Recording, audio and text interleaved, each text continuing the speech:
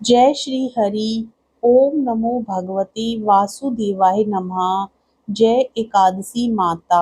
आप सभी को अजा एकादशी व्रत की हार्दिक शुभकामनाएं।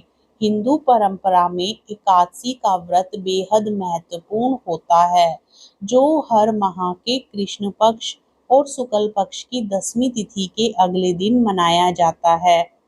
भाद्रपद माह के कृष्ण पक्ष की एकादशी के दिन पड़ने वाली एकादशी को अजा एकादशी के नाम से जानते हैं। इस दिन जगत के पालनहार भगवान विष्णु की उपासना करने की मान्यता है।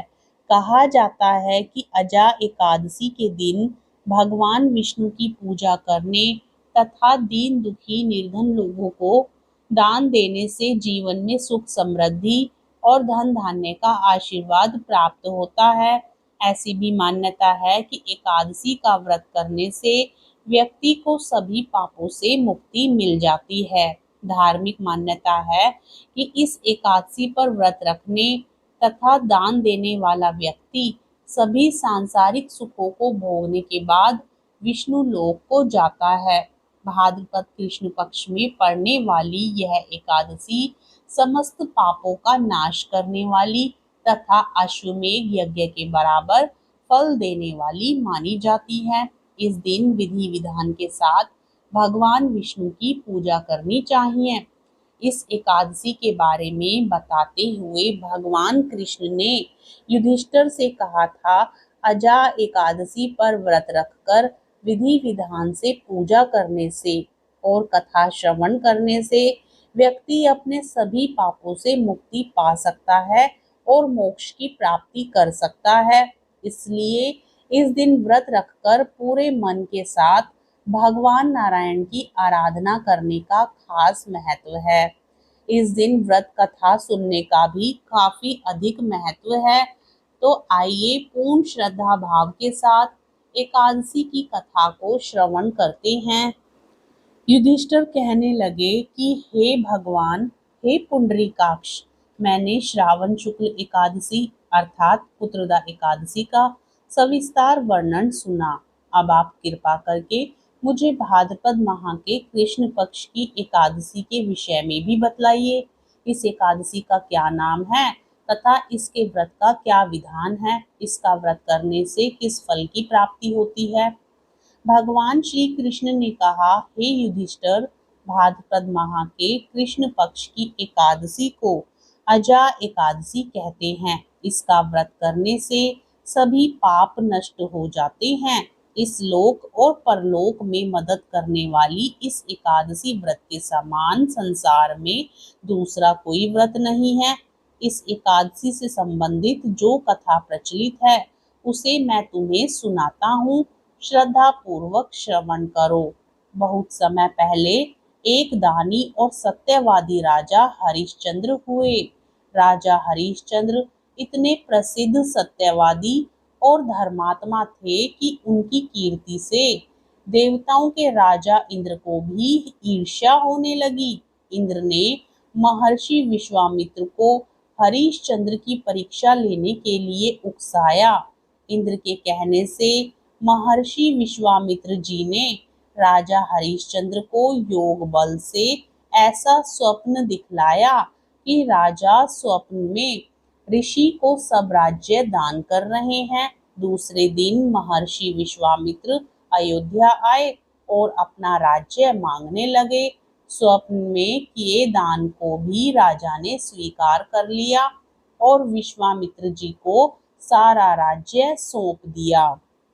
अयोध्या से जब राजा हरिश्चंद्र चलने लगे तब विश्वामित्र जी ने कहा, जब तप दान आदि बिना दक्षिणा दिए सफल नहीं होते। राजपाट तुम पहले ही सौंप चुके हो, तो अब दक्षिणा कैसे दोगे? तो हरिश्चंद्र ने महर्षि विश्वामित्र से दक्षिणा देने के लिए 1 महीने का समय लेकर वे काशी आए। काशी में उन्होंने अपनी पत्नी रानी शेव्या को एक ब्राह्मण के हाथ बेच दिया। राजकुमार रोहिताश्र छोटा बालक था। प्रार्थना करने पर ब्राह्मण ने उसे अपनी माता के साथ रहने की आज्ञा दे दी। स्वयं अपने को राजा हरिश्चंद्र ने एक चांडाल के हाथ बेच दिया और इस प्रकार ऋषि विश्वामित्र को 1000 मोहरे दक्षिणा में दी। महारानी सेव्या अब ब्राह्मण के घर में दासी का काम करने लगी। चांडाल के सेवक होकर राजा हरिश्चंद्र शमशान घाट की चौकीदारी करने लगे। हरिश्चंद्र शमशान में मृतकों के परिजनों से दाह संस्कार के बदले कर वसूली करने के काम को करता था। कई बार उनके सामने धर्म संकट की स्थिति भी बनी, लेकिन वे सत्य और कर्तव्य के मार्ग से विचलित नहीं हुए। एक दिन शमशान भूमि की तरफ गौतम ऋषि आ गए। राजा ने ऋषि को प्रणाम किया। गौतम ऋषि ने कहा कि किसी पूर्व जन्म के पाप के कारण आपकी यह दशा हुई है। यदि तुम भाद्रपद कृष्ण पक्ष एकादशी का व्रत करो और अजा एकादशी व्रत कथा सुनो तो तुम्हारा इस हालत से उद्धार हो जाएगा। राजा ने ऋषि की बात मानकर अजा एकादशी का व्रत करने लगे। एक दिन राजकुमार रोहिताश्र ब्राह्मण की पूजा के लिए फूल चुन रहा था कि उसे सांप ने काट लिया। सांप का विष झटपट फैल गया और रोहिताश्र मरकर भूमि पर गिर पड़ा। उसकी माता महारानी सेव्या को ना कोई धीरज बांधने वाला था और ना उनके पुत्र की देह शमशान पहुंचाने वाला था। वह रोती बिलखती पुत्र के शव को लेकर शमशान में पहुंची तो पुत्र की लाश को देखकर हरिश्चंद्र का कलेजा भी भर आया। सारा वृतांत सुनकर हरिश्चंद्र ने कहा कि मैं अपने कर्तव्य में बंधा हुआ हूँ। जो भी यहाँ दाह संस्कार के लिए आता है उसे कर के रूप में कुछ ना कुछ देना पड़ता है। रानी के पास देने के लिए कुछ भी नहीं था। राजा हरिश्चंद्र को बड़ा दुख हुआ, किंतु वे अपने धर्म पर स्थिर बने रहे। अपने हालातों पर दोनों भगवान से प्रार्थना कर रहे थे। जब हरिश्चंद्र ने दाह संस्कार नहीं करने दिया तो रानी ने अपनी आधी साड़ी चीरकर हरिश्चंद्र को कर के रूप में दी। उधर प्रभु भी यह सब कुछ देख रहे थे तो हरिश्चंद्र की कर्तव्य परायणता को देखकर वहां भगवान नारायण, इंद्र, धर्मराज आदि देवता और महर्षि विश्वामित्र प्रकट हो गए। उन्होंने उनके पुत्र को जीवित कर दिया और फिर से हरिश्चंद्र को राजपाट भी लौटा दिया। तो इस प्रकार अजा एकादशी के व्रत से हरिश्चंद्र के समस्त दुखों का निवारण हो गया। सत्य के प्रभाव से राजा हरिश्चंद्र महारानी सेव्या के साथ भगवान के धाम में चले गए।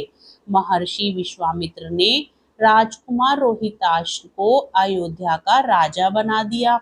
हे राजन, यह सब अजा एकादशी के प्रभाव से ही हुआ था। अतः जो मनुष्य यत्न के साथ विधि पूर्वक इस व्रत को करते हुए रात्रि जागरण करते हैं, उनके समस्त पाप नष्ट होकर अंत में वे स्वर्ग लोक को प्राप्त होते हैं। इस एकादशी की कथा के श्रवण मात्र से अश्वमेध यज्ञ का फल प्राप्त होता है। प्रेम से बोलिए एकादशी माता की जय। श्री हरि विष्णु भगवान की जय। कथा पसंद आए तो वीडियो को लाइक करें। चैनल पर नए हों तो चैनल को सब्सक्राइब भी जरूर करें। अपने मित्र गणों में कथा को शेयर करें और पुण्य फल प्राप्त करें। हरे कृष्णा, राधे राधे।